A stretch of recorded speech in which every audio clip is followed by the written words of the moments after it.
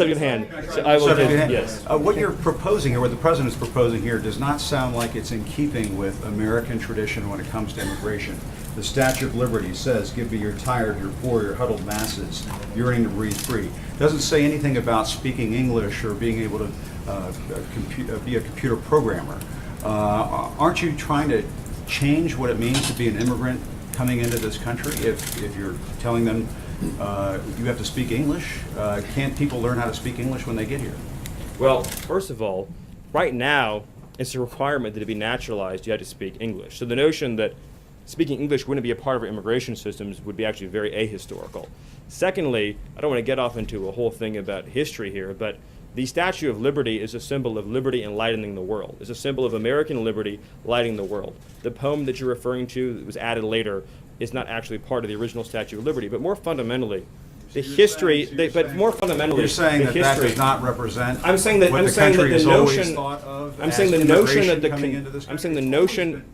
I'm sorry. No, that sounds like Jim, let me ask you a question. That sounds like some national park revisionism. No, The what I'm asking you is- Statue of Liberty Jim, has always Jim, been let me a ask you a beacon of question. hope to the world Jim, for people to send Jim, do you their believe- people to this country. Jim, and they're not always going to speak Jim, English, Stephen. Jim, they're not do you always believe- going to be highly skilled. They're not always going to Jim, be Jim, somebody Jim, who- I appreciate your speech. Jim, I appreciate your speech. So let's talk about this. It was a modest Jim, let's talk speech. about this. In 1970, when we let in 300,000 people a year, was that violating or not violating the Statue of Liberty law of the land?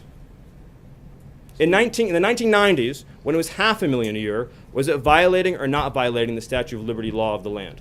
Was it violating? When it was 700,000 a year. No, tell me what years. Tell me what years. Tell me what years meet. Tell me what years meet Jim Acosta's definition of the Statue of Liberty poem law of the land. So you're saying 1,000,000 a year is the Statue of Liberty number. 900,000 violates it. 800,000 violates it. You're sort of bringing a Jim. press one for English philosophy here to Jim. immigration, and that's never For been Jim. what the United States has been about, Stephen. That I mean, you're, that's but just you're the also case. your statement's also shockingly ahistorical in another respect too, which is if you look at the history of immigration, it's actually ebbed and flowed. We've had periods of very large waves, followed by periods of less immigration and more immigration, and during the we've had a period of immigration right now. The Yeah, president it's- wants to build a it's wall, actually- and you want it's to actually- bring about a sweeping change to the surely, immigration Jim, system. you don't actually think that a wall affects green card policy. You couldn't possibly believe that, do you? Actually, the notion that you actually think immigration is at a historic law, the foreign-born population in the United States today, With the Jim, new chief of Jim, staff on Monday, talking about how border crossings. do you were really, way I ahead. want to be serious, Jim, do you really at CNN not know the difference between green card policy and illegal immigration? Sir, Are you my really father don't know is a that? Cuban immigrant. He came to this country in 1962, right before the Cuban Missile Crisis, and obtained a green card. Yes, people who immigrate Okay, to this so country Jim- can eventually. People who So, Jim, immigrate as to a this factual country question, through, Jim. not through Ellis Jim, Island, as a factual- your family Jim, may as a have, factual but in question- other ways, obtain a green card at some point. They do it through a lot of hard work. And yes, they may learn English as a second language later on in life. So, but this Jim- whole notion of, well, they could learn, they have to learn English before they get to the United States. Are we just going to bring in people from Great Britain and Australia?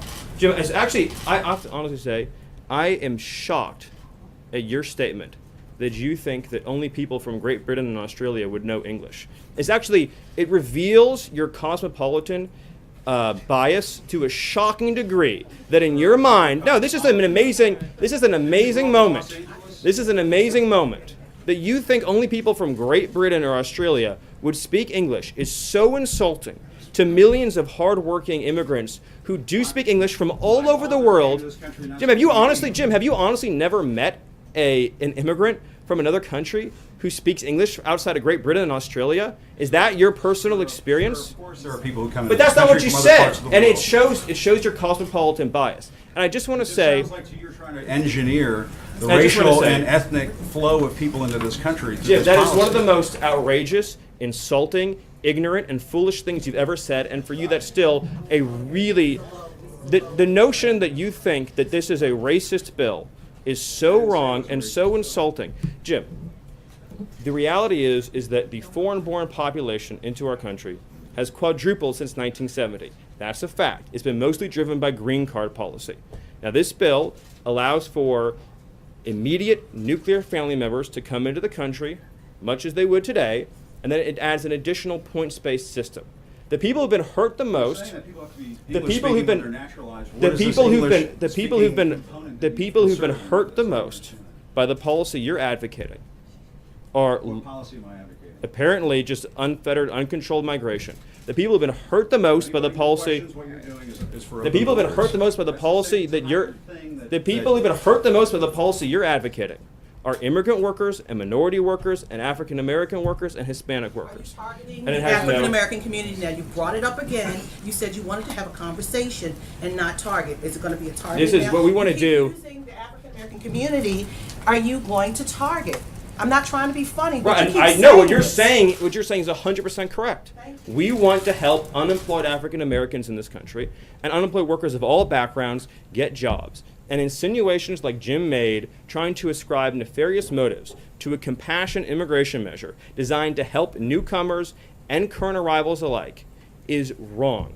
And this is a positive, optimistic proposal that says 10 years, 20 years, 30 years from now, 10 years, 20 years, 30 years from now, we want to have an immigration system that takes care of the people who are coming here and the people who are already living here by having standards, by having a real clear requirement that you be able to support yourself financially, by making sure that employers can pay a living wage. That's the right policy for our country, and it's the president's commitment to taking care of American workers. I apologize, Jim, if things got heated, but you did make some pretty rough insinuations. So thank you, thank you, thank you, and I'll hand it over to Sarah. I think that